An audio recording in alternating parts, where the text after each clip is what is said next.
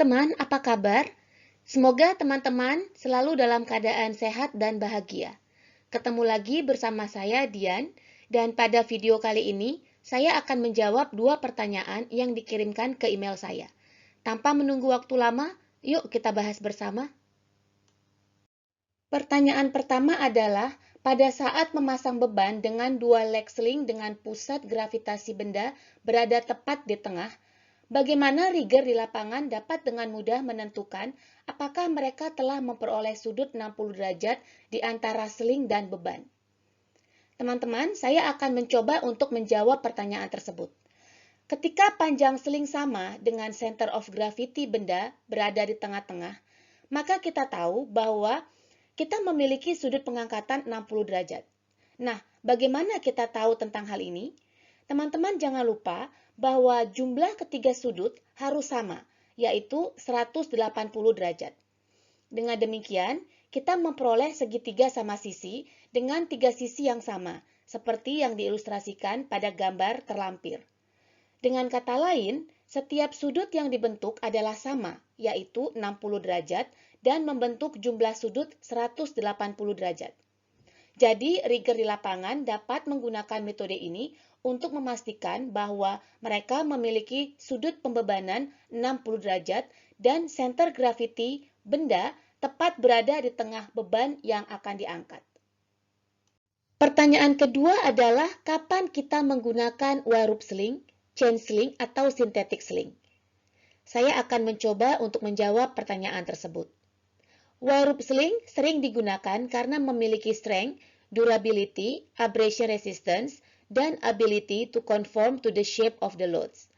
Karena alasan tersebut, wire sling biasanya digunakan di lingkungan kerja construction, automotive, oil and gas, dan juga di general manufacturing industri, di mana beban yang diangkat bervariasi dan memiliki permukaan yang kasar. Selain itu, biasanya juga digunakan di steel mill dan forging industri, di mana durability adalah faktor utama dalam keamanan pada saat pengangkatan. Wire sling juga mempunyai sifat flexibility yang cukup baik, sehingga sering kita gunakan untuk metode pengangkatan vertikal, choker, ataupun basket. Lalu apa yang menjadi kekurangan dari wire sling? Well, wire sling has a low strength to weight ratio. The construction can make it difficult to inspect, especially around the core. Rentan sekali terhadap korosi internal dan eksternal. Penyalahgunaan dapat menyebabkan sling kinking, crushing, or broken wire. Wire sling tidak dapat digunakan di atas 400 derajat Fahrenheit atau suhu di bawah minus 40 derajat Fahrenheit dan tidak dapat diperbaiki apabila ada kerusakan. Harus di-reject ya kalau inspeksinya gagal. Ketika kita lebih mengutamakan kekuatan pada saat melakukan pengangkatan karena heavy load, maka tidak salah apabila kita memilih alloy chain sling. Ada beberapa keuntungan apabila kita menggunakan chain sling. Yang pertama, desain faktor 5:1, berarti kekuatan putusnya 5 kali lebih tinggi dari nilai WLL-nya, walaupun tidak boleh melebihi beban kerja yang disarankan ya. Yang kedua, ideal for heavy duty loads, very durable. Yang ketiga, flexible. Yang keempat, perfect for high temperature application. Yang kelima, dapat diperbaiki. Rantai dan alat kelengkapan dapat dengan mudah ditukar, diperiksa, diuji, bukti, dan disertifikasi ulang. Lalu, versatile atau serbaguna, artinya multi-leg assembly can be built with different component and length to be balanced irregular loads. Lalu, yang terakhir adalah resistant to corrosion, chemicals, dan UV exposure. Lalu, apa yang menjadi kekurangan dari alloy chain sling? Yang pertama dan paling utama adalah harganya yang sangat mahal. Ini yang membuat banyak perusahaan mempertimbangkan penggunaan alloy chain sling karena harganya yang mahal itu. Lalu yang kedua adalah time consuming inspection. Dan yang terakhir adalah very heavy, sehingga susah untuk digunakan karena cukup berat. Lalu pembahasan yang terakhir adalah synthetic sling atau webbing sling yang terbuat dari nilon ataupun polyester material dan ringan, easy to use, dan extremely flexible. Lalu apa yang menjadi kelebihan dan kekurangan dari synthetic sling? Let's start with advantage of using synthetic sling. Yang pertama adalah harganya yang cukup murah dan ringan, membuatnya menarik untuk hampir semua industri atau aplikasi pengangkatan.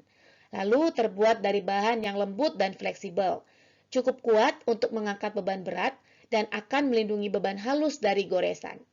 Sedangkan kekurangan dari menggunakan synthetic sling adalah sling sintetis memiliki ketahanan panas yang relatif rendah dan tidak direkomendasikan untuk digunakan dalam aplikasi panas tinggi. Lalu pertimbangan khusus harus dibuat saat memilih sling sintetis untuk digunakan dalam aplikasi kimia. Sling nilon dan polyester memiliki karakteristik ketahanan yang berbeda terhadap lingkungan asam dan basa. Sling sintetis tidak tahan lama seperti sling baja dalam hal ketahanan abrasi dan untuk potong. Pelindung sudut atau pelindung tepi harus digunakan untuk melindungi dari sobekan. Karena itu, sling sintetis ini tidak sering digunakan untuk mengangkat benda-benda yang memiliki permukaan yang tajam. Nah, teman-teman, semoga penjelasan di atas dapat bermanfaat dan menambah wawasan teman-teman di bidang lifting operation. Lalu harapan saya, kita dapat menentukan kapan kita akan menggunakan wear rope sling, chain sling, ataupun webbing sling. Jika ada topik yang ingin teman-teman ketahui, baik seputaran lifting operation ataupun bisnis, silakan tinggalkan pertanyaan teman-teman di kolom komen. Dan jangan lupa subscribe, like, share, dan komen channel YouTube ini agar kami bertambah semangat dalam membuat konten-konten edukasi yang bermanfaat untuk teman-teman semua. Dan bagi teman-teman yang telah mendukung channel ini, kami ucapkan terima kasih. Sukses selalu buat kita dan sampai jumpa lagi pada konten berikutnya.